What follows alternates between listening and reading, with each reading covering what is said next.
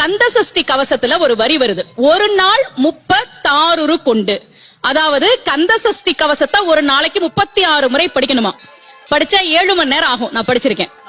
கலியுகத்துல கந்த சஷ்டி கவசத்தை ஒரு நாளைக்கு 36 முறை படிக்கிறதுக்கு நேரம் இருக்காதுன்னு தான் அதுலயே சூட்சுமமாக ரகசியமாக ஒரு விஷயம் சொல்லப்பட்டிருக்கு. முருகனுடைய அருளால் நான் தெரிஞ்சுக்கிட்டேன். அதை நான் உங்களுக்கு சொல்றேன். ரவண பவச ரரரரரரரா ரிவண பவச ரிரிரிரிரிரி, இதுக்கெல்லாம் என்ன அர்த்தம் நான் தேடி தேடி தேடி முருகன் அருளால் தெரிஞ்சுக்கிட்டேன். சரவண பவ முருகனுக்கான மந்திரம். இத 6 முறை சொல்லணும்.